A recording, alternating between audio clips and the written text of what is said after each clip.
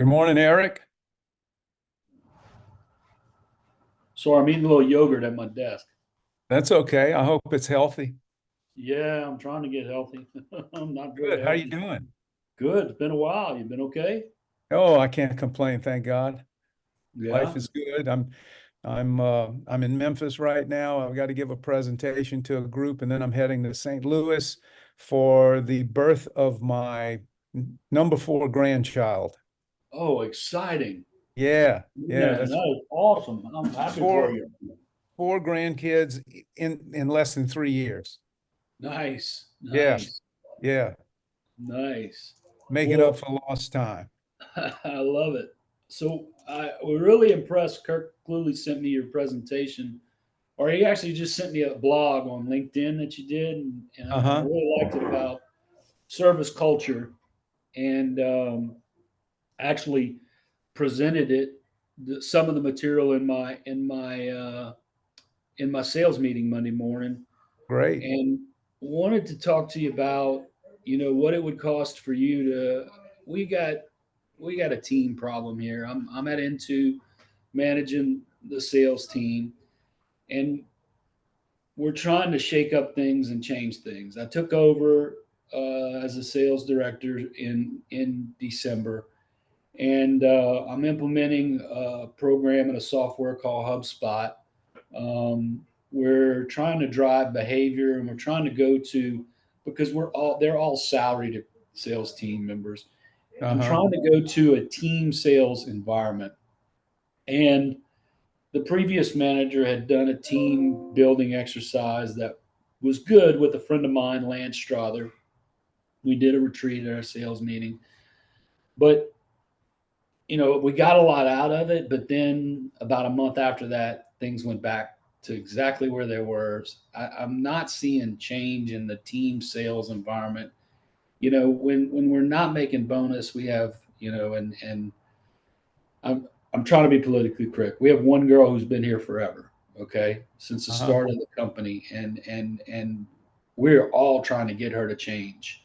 She even broke down in that meeting with Lance and said that she feels that the weight of the company is on her shoulder because, but like the owner had a conversation with her, Chad. I don't know if you know Chad. Oh yeah, he's an axe guy as well. Uh-huh. Um, Chad had a talk with her, just last Friday and said, well, you're doing this to yourself. You've got to release some accounts and release some pressure, and you got to share with others, and you know, she talks about this person is her friend and that person's her friend. Well, that's okay, but still, you can take an order from them. You can still be their friend, but we have to.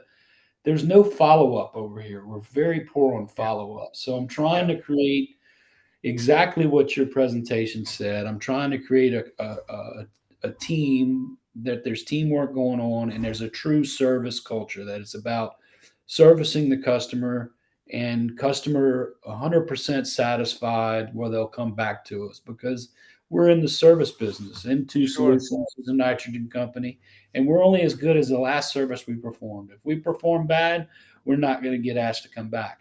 If we Yeah. have a relationship and we perform bad, we can go in and visit and talk to them. If we perform good, we still might not come back. It might be based on price if we don't have a relationship.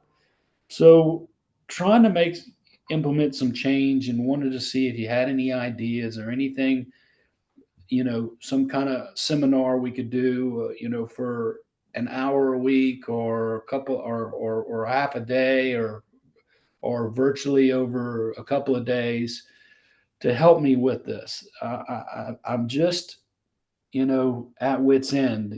I want to try to salvage the team we have. One team member, we purchased Kirk's company, and they're us now. So PFS Uh-huh. is now into Solutions, PFS and Into Solutions company.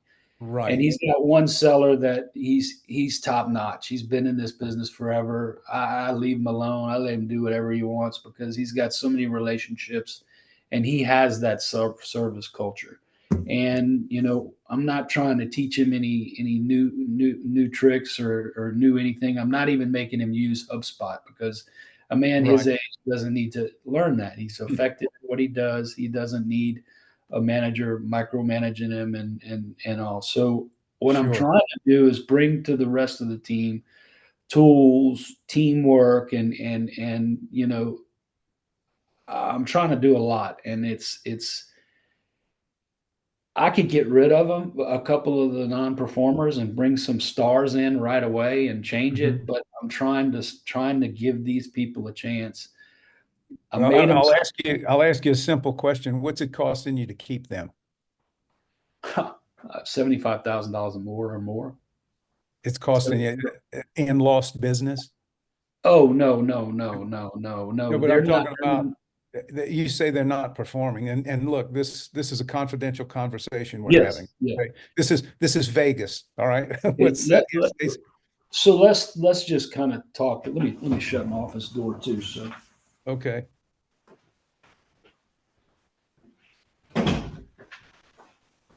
I have I have I have a young lady named Francine that she makes $75,000 a year, and she lives in Chicago. She moved to Chicago. She's very disengaged. She does not get it done. She does not pay for herself. She does not bring in enough business to pay for her $75,000 salary. Okay. I've been trying to push and motivate her. I cannot get her to see I don't know if she realizes that, I'm a nice guy, but if numbers aren't there, I'm not going to keep you around in No, probably 30, sure. 60 days. Sure. It's not And personal, Sonny, it's business. yep. Right. And then the other one is the other two are doing better because I've divided some accounts and I started spreading opportunities around, and they make around the same. They make 72. We have some people making six-figure salaries. One of the ladies is making over six figures. Two of them are, Mhm. and uh, of my five reps, only two of them are paying for themselves and earning their salary. Oh. The rest do not. I mean, am I seeing change? Yes. I made them sign a commitment letter, and in the letter, I wrote a new job description, and I only made the three I'm talking about sign it. Mhm. And in the job description, it said that you're going to use HubSpot. You're going to make a minimum of. We created a minimum standard of activity that's going to breed productivity. And the Uh-huh. minimum standard of activity that I created was you will make 2 sales calls a day or 10 a week, which can be virtual or in person. You will make 10 phone calls a day or 50 a week, and you will do 20 emails uh, a day or 100 a week and X number for the month, because those kind of activities will bring in opportunities. You will be Mhm. required to bring in two uh, I can't remember if it was one or two opportunities a week, and then you're required to close a minimum of one opportunity a month Mhm. in your pipeline. So all of this is to try to drive behavior. Um, you know, to their defense, they'll tell you, "Hey, man, Liz has all the accounts. The girl who's been here forever." Well, no, she doesn't, not anymore, because Eric's already distributed, shaken up, and given them opportunities. As opportunities come in, we do a terrible job of follow up, and we have the data to prove it. Mhm. And I've analyzed the data for months now, and I know where we fall short. So I started dividing opportunities as they come in and asking them to follow up. Well, rep number one, Francine, her follow up is slow and poor.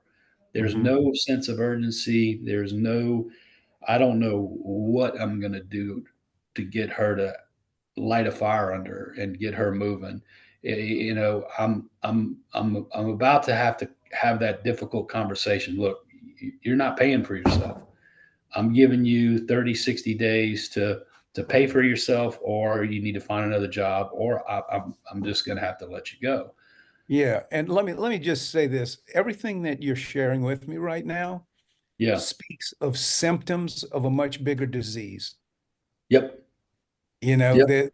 that you're talking about the coughs and the sneezes and the fever. Yep. Okay.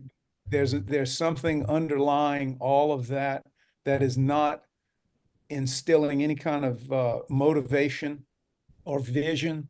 They, from what I'm hearing, based upon what I've heard from other companies, everybody's not playing on the same team. Nope. There They is no all have their teamwork. position. They're they lack the vision that you have for the company. Because when we have vision, we're pretty much motivated to move Yep. all of our behaviors, even subconsciously, move towards that. And I've Uh, shared with them my vision, which is the crazy part. I actually I, I, created I but created a detailed plan and showed them this is the vision for N2. Chad, the owner, backs me. Everybody backs me with this vision. He put me in this role because I've done it before at many other companies, and I'm going to do it here at N2. And you're right. part of this vision, and this is how we're going to move forward, and this is how we're gonna be successful. Simple question. What opportunity did you give them to share in the creation of that vision? None. And to be honest with you, only one or two could have participated in that vision. Okay. Um, you and I are limited with our time today, and Yep. what I'd like to do is to make an appointment to come visit with you before I mean, there are a number of options Yep. that we can put out there. You and I need to have a more of an in-depth conversation, where I can get a picture of the landscape of your company. By the way, how many employees do you have? Total, we probably have close to 60, I assume. But Okay, in and they're and tell me a little bit about the nature of your business, Eric. so so we're N2 Solutions. We're a nitrogen pumping company, and we're more than just pumping nitrogen. We do transports. We're more in the logistics business because on a big nitrogen job, we will support with pumpers and storage and transports that's run into ASUs and filling up all day long these deals. And we work in plants and we work in pipelines for pipeline pigging, for pipeline integrity assessments. Hmm. We bought Kirk Cluley's company, which had pipe freezing. We bought them for that. They were 30 years in business before Kirk bought them, and he's been with them for I don't know, quite a while now. But we bought them because of the freezing, because of their chemicals, the PSC chemicals that Ralph Cormier brings to the table. The Uh-huh. older gentleman I was telling you about, who's just such a seasoned pro of a salesman, he won't tell you that. He just say he's a coon ass from Louisiana, Yeah. and but man, he is the standard of what I would love to see out of people in behavior and relationship building.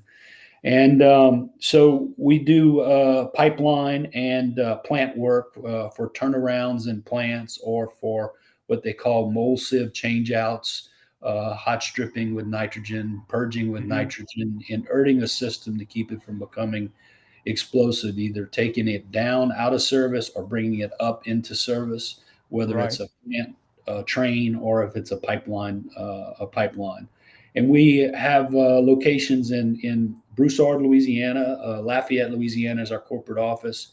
We're owned by Chad Oye. Chad's flipped many companies and been very successful in the oil and gas business for years. Hmm. Um, and we uh, we have a great team here, management team and operations team, and and they've even told me you're going to have your challenges when you came here with sales. You know, we have Hmm. Kirk's location in Petal, Mississippi.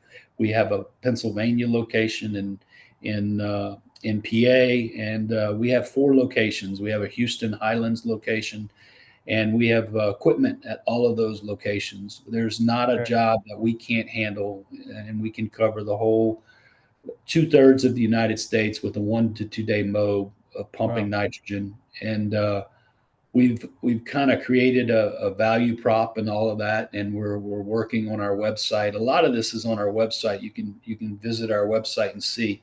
Kirk's website and ours are separate right now. Uh-huh. Um, Probably a year from now, we're going to merge them together. We're implementing with a marketing team called Vested. HubSpot, and we're tying in our social media marketing in with our CRM, and we're also um, automating some sales processes for them, which I'm Hmm. training them and teaching them on that. Uh, we're totally changing up what we do as a sales organization. Um, we have good service. We have some big clients. We have a lot of MSAs.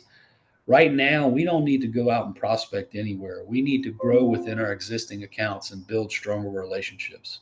Gotcha. It Yeah, it starts sounds with, it's what you've shared with me so far sounds there's a lot of transactional components that you're yep, dealing with right now, and not enough depth in the relationship component.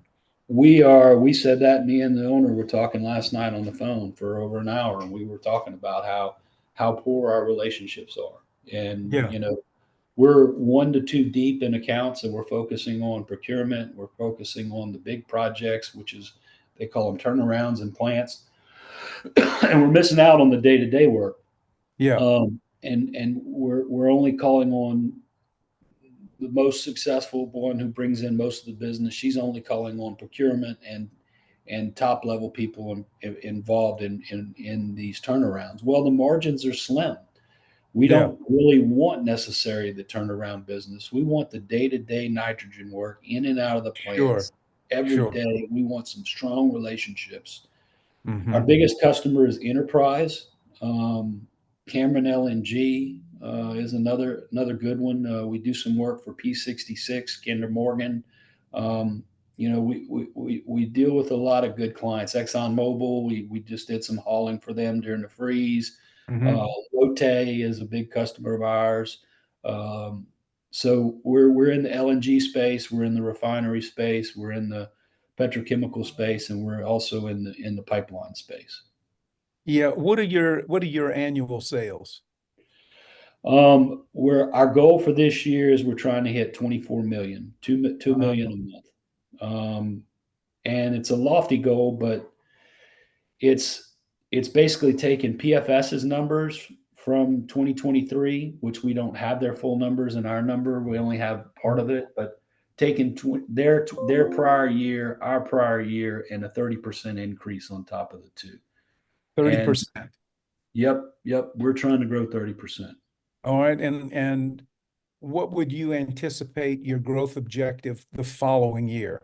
Regardless, let's say you come close to that 30%, what would you anticipate your growth or shoot for growth the following year? Probably another 10 to 15% minimum. I That's mean, healthy. we're trying to grow this business. Chad is an entrepreneur. He's a mover and a shaker. I'm Hmm. trying to help him grow this business where, ultimate goal is any owner is to turn this thing and flip it in Yeah. 5.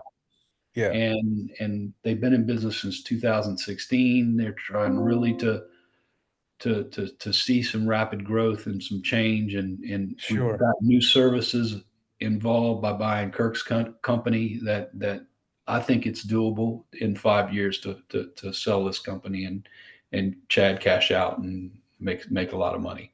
So that's Yeah. the ultimate goal. Okay. What I would like to do, I'd like to schedule an appointment to come in and sit down with you and kind of take Yep. a look under the fingernails. Okay. Yeah. Yeah. Definitely. So I can put together a proposal for you that's going to accomplish and at least get you on the path to a continuum that's not going to drop off in a month. Right. It's Right. uh, Right. what I always strive to do is to encourage and guide employees of any company to take ownership, not just of their position, but ownership of the company. Yep. And that's when you get that shared vision involvement, the creation of vision, the creation of mission, where and we can go through what my process for that is. But before I even approach any of that, I'd like to do an intake with you Yeah. to get Definitely. as clear a picture of what we're looking at moving forward. Then I'll know the areas that I can help you with. Okay. There's some areas that I won't be able to help you with, but Sure. fundamentally, if we're talking about service, if we're talking about relationship, if we're talking about a service culture in a company, I know I can help you significantly with that. and help you get people on board with everything to where you're not playing whack-a-mole with them, and you have people who are invested who are not going to be happy with their $75,000 that they're making, feeling like, hey, I'm Yeah. living up on 75. I don't need any more money. So why do I want to invest?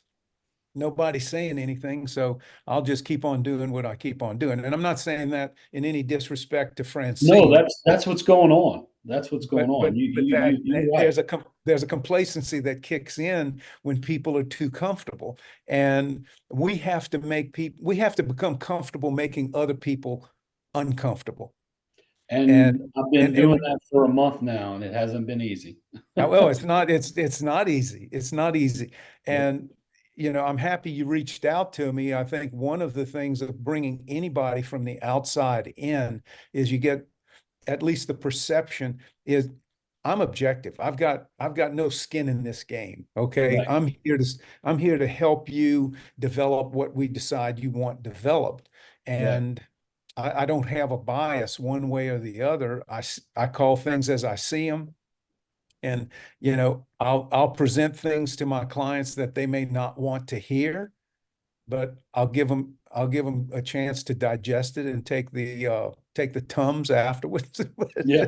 But, Yep. sometimes, and this, Eric, sometimes we're too close to a situation, and we have to step back, and that's the perspective that I offer Yeah. my clients, is to be able Well, to I think do that's that. great because I could use another set of eyes to give me an opinion on Yeah. on on how to make my vision go forward and get more buy-in and I think I mean, bottom line, as I've always said in my career, people buy from people. So that's why I Oh, like that service culture. And, it's almost you know, I do a lot of other things, around the community and what I do in my service to God and to my fellowship groups is the type of culture that I want to create here because sure. if you have that true service culture, people are going to like you and people are going to buy from you because they Yep. know you're genuine and they know you care so Yeah, we do business with people we know, like, and trust. that's And right. that trust component is what really needs. You can get to know somebody pretty quick. You can get to like them pretty quick, but trust has to be earned Yep. and has to be Yep. nurtured. It's not going to walk in the door the first day. Yep. No It's doubt. built, it's built over time, right? And what we do is we go from one opportunity to the next to the next to the next. We do not lack opportunities, we lack follow-up. Yeah. We lack relationships, and Yeah. that's why we are losing a lot of times. And then we hear the good old saying, "Well, we lost because of price, and we were high." Well, that's. I don't think we were high. I'll give you an example of what I did to prove it to all of them that price is not an issue. So we had just signed a Kinder Morgan contract. I went out to 400 plus people across the whole United States and blanketed them with the contract number and said, "Hey, I'm Eric Greenwood. You might remember me from working at Inspect Pipeline Services for 15 Hmm. years. I've been in Hmm. this industry 15 years. I would love to sit there. I'd love to have a few minutes of your time just to talk about, pipeline services and how I might be able to help you." Yeah. It went out to 400 something people. There was one or two people who called me, less than a dozen, probably about six. And from that, I generated four different opportunities with Kinder Morgan. The one of them in particular, we quoted on it. It was over $250,000 project. We lost it. I was not going to accept the fact that we lost it because of price, Hmm. because I knew our contract pricing was not good. Was Right. was good. Was really good, and it was aggressive. And there's no way I lost it on price. So Right. I actually went out to the job. I took pictures to see who my competition was out there when it happened from afar, so nobody knew I was there. And then I dove a little further, and then I got back in touch with the customer, and I said, "Hey, Evan, you and I worked together in past life on projects, and I just I can't believe we were high because our contract pricing is so good. I don't think I quoted this thing right. I think I quoted too much equipment and too many people. Would you share with me, and you do not have to tell me price? I don't want to know price. How Hmm. many people and how much equipment was on that last job? I would like to give you a proposal based on contract pricing of exact apples to apples comparison. He said, sure. We only had three pumpers, and he said you were quoting four. So there we go. Uh-huh. They had one storage take, and they had X transports, and they had X less people. So I quoted it the same, sent it back to him. He said, "Man, you'd have gotten it based on this price." And I Yeah. said, "Well, I said, hey, learning lesson. Thanks for giving me the shot. Hmm. When the next one comes along, please let me quote." We quoted Sure. that project, and we quoted it. We got creative on the quoting because I've been working with Kinder Morgan for 12, 13 years now. And they had 3 days of standby, and they wanted us to charge standby for our equipment and people. And I said, look, anytime they have 1 day of standby, it's going to be it's the pipeline's not expected to be dirty. When they have 3 days of standby, they know it's going to be dirty, and they're going to be cleaning the pipeline, and then we're going to be using nitrogen, and whatever we originally proposed is going to go out the window, and it's going to triple.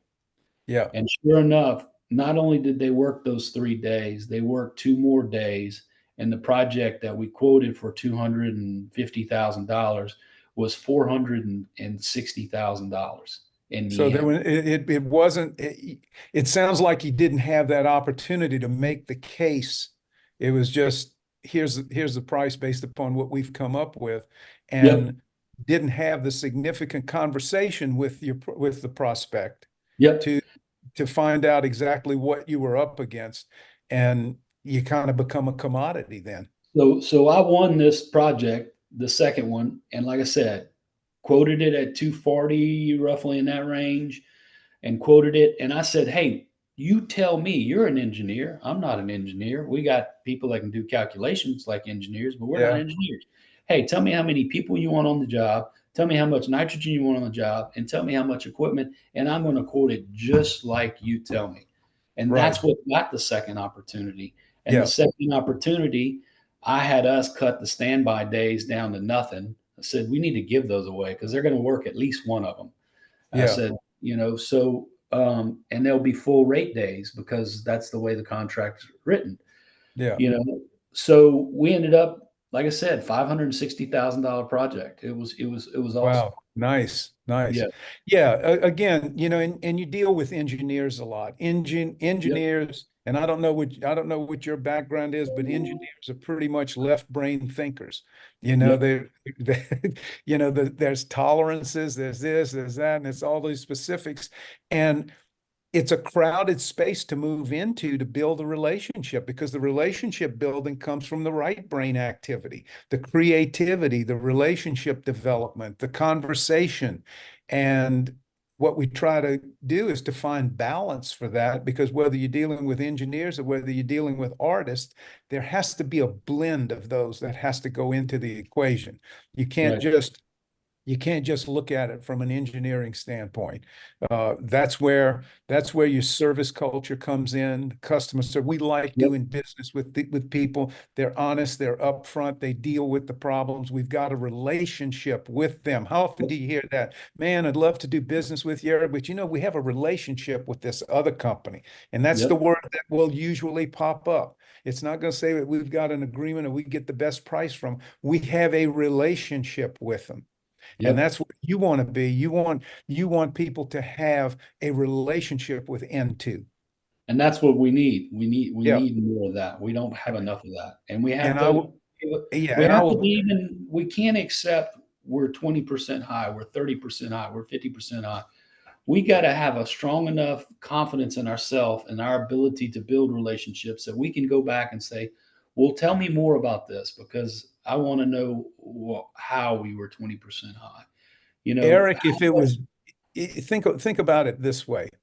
If it was just about price, we would all stay at Motel 6. Oh, There's a yeah. there's a bed, there's a shower, there's air Yep. conditioning, and it's a place to sleep, a place to do that. I have the good fortune right now of being at the Peabody Hotel in Memphis. Okay. Nice. it's not a $59 a night room. Okay. There are $59 a night rooms around. But so why do Yep. we choose to do it? Has nothing to do with the fact that we're buying a commodity. We're buying a bed and a shower and a Right. closet or and a TV in the room. Okay. There's a level of service. There's a level of engagement.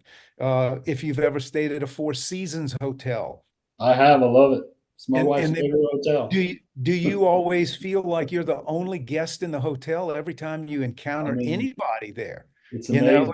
one day I'll tell you my Isidore Sharp story. Isidore Sharp was the founder of, and I had the opportunity to exchange some emails with him, personal emails, and I'll tell Yeah. you about that. But they're a company that they really walk the talk and they Yeah. deliver. And that's what consumers want. They may not be aware of it, but when it steps into their life, they realize, wow, this is what I've been missing. Yep. And that's what you want your customers and your prospects. You want them to say, wow, we've been missing this. Yep. This is No this is doubt. what we need, not because of the pricing, but because of the amenities that come with it and the Right. way we're treated and the way we're respected as a customer of the company. Well, you're exactly what I'm looking for. So let's when you get back, let me know what your availability is, and let's try to get this thing going. See if you can Okay, help us. I'll take a look at my calendar, and what I can do is I'll send you a link once I get it figured out how long I'm going to be in St. Louis. I have to be back in Lafayette because I'm doing a workshop Okay. uh on the 30th. So I'll definitely after Okay. that I'll be in And Lafayette. the first week of February, I'm traveling. I'm gonna be in PA all week. I'll be back on Thursday night. Okay. The second week, I'm beginning of the week, I'm open, but Tuesday night starts our biggest trade show of the year, the PPIM in Houston, Texas. Uh-huh. So other than that, but we're done on Friday. But I'm going to a retreat on Friday, so that week's out for me. But Okay. before or after or early in the week, that would be good for me that What week. do you got, an axe retreat? No, I tried to team the last Axe retreat and I didn't get selected. I've teamed a bunch of, but I'm not even sure what I'm going to. A friend of mine, Maurice Haney, talked me into going Mark Men for Christ. Are you familiar with that? I do not know. I'm It's a not familiar. national organization. I started rethinking that I don't want to go because I'm not sure if it's Catholic, but Uh-huh. I kind of committed to an old family friend, Maurice Haney. So I'm going to go and just make the best of it, even if it's not Catholic. Man, I tell you, my Axe experience was probably those were the best experiences I've ever had. Oh, me Spiritually, too. My spiritually. And I, my I, I best did six of them. Yeah, I did. I think four of them, but my best one was when I teamed my brother's retreat in Baton Rouge at St. Aloysius. That was a Nice. beautiful retreat for me. Yeah. Yeah. So really enjoyed that one. So It's nice. Well, look, I'll get you a okay, calendar link, take a look at it, get something. okay, I'll come, we'll sit down, we'll spend an hour together okay. and Sounds I'll, good. I'll get I might give you a little homework to have ready when I get there so I can, Yeah. like your org chart and stuff like that. Because I want to get a feel for the landscape of your Okay. company and a little bit more history than what we've Yep. discussed. But let me say this, your problem is not unique. Oh, I It is know. not, I know it's it's not. not unique, and your problem is fixable. It's a That's good. doable deal. It's a That's doable good. deal. So, Well, you have a uh, great day. Thank you and God bless, brother. oh, and thank you, and thanks for reaching out. I appreciate All it. right. Take care. Okay. All Uh-huh. right. Bye-bye.